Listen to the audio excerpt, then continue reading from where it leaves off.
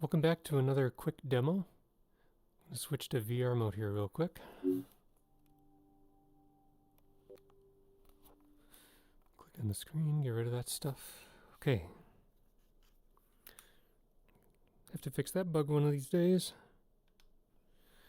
Alright, so I've done more work on the doors. There's more interactivity with the hands. So this is the normal hand posture, and if you bring it close to a surface, whoops, does this work? Why does it happen? For whatever reason, it only happens with the left hand. You see how the fingers get straight? But the right hand, it's not doing that. I'll have to look at that. So it's like the hand is reaching for the surface of the door. If you bring it close to the edge, it's like it's reaching for the edge. And if it comes close to a doorknob, it's like it's reaching for the doorknob. And if you bring it close to the door switch, it's like it's going to hit the switch. And then you can grab the edge of the door and reposition it. You can grab this flat surface of the door and reposition it. You can grab the doorknob and reposition it. It also works with the right hand.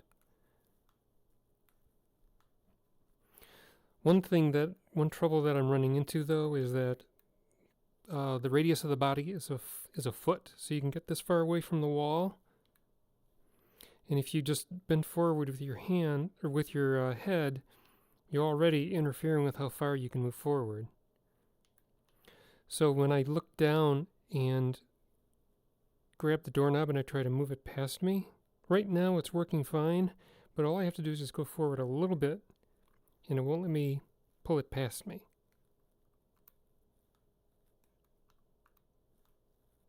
It doesn't take much at all for it to have a barrier to run into. So I may have to reduce the radius of the body just to make it a little bit more reasonable.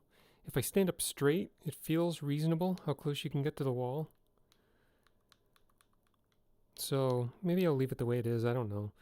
If the problem is, again, if you're grabbing the doorknob and you bend your head down, you're actually pushing your body forward because the body doesn't know that your feet are actually behind you a little bit.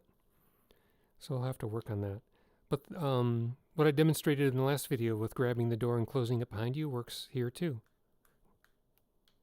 Whoops. There, I grabbed the door edge and closed it behind me. Let's do that again. Whoops. Helps if I don't fumble. Let's try again. Just grab it quickly and through the door to close it. And that worked. If I run into it, nothing happens because it's latched. If it's slightly open, I can walk into it and shove it open. If I hit this switch and I try to close it, it won't close because the bolt's in the way. Whoops. See, there I'm trying to open it again and it's running into me.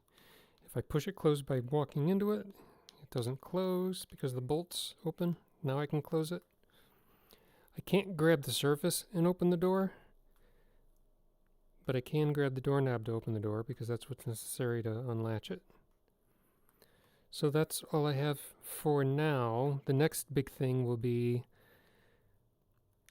grabbing the edge of a door and having your hand get locked in position, because right now this is where my true hand position in the real world is, but what I wanted to do is lock its position to the door, and even though my hand could be moving everywhere, I want to demonstrate that I'm grabbing the door, so I want to lock the render position of the hand in this position and have it have a grab posture. Same for the doorknobs. I want it to have a clasping posture and have it locked here, but it'll be able to rotate as you move your hand around, but it'll stay locked to this doorknob. And if you're just grabbing the edge, it'll just be flat, fanned out against the surface. It's not really realistic to be able to grab the door and pull it shut, but I just wanted to give that layer of interactivity so that if somebody wants to quickly close the door behind them, they don't have to specifically grab onto this doorknob. They can just grab the door, go through it, and it'll close behind them. It's a compromise of reality and interactivity, and I'll live with that. So next video, I'll have the hands locked to position and locked in a posture that demonstrates what you're doing with the door.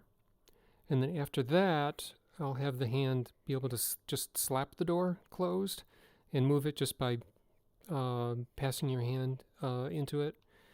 And I need to also get the hands to not be able to pass through the walls. Right now I have them assuming a posture that suggests you're touching the wall, but I want to forcibly stop the hand so that you can actually go through it. And to also handle situations like if you walk up to a door and you put your hand around it, you won't be able to pull your hand through. It'll actually stop the hand on this side of the door.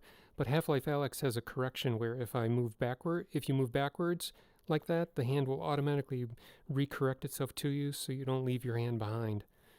Same for if I were to put my hand around this wall, I won't be able to pull it towards myself, but if I back up, but if I back up,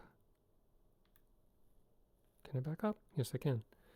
If I back up, it'll automatically correct the hand's position and pull it towards me, the way Half-Life Alyx does. So, work in progress. I just wanted to show this off, establish this as a milestone, and we'll see how long it takes for me to get the next step done. Thanks for watching, and I'll see you in the next video.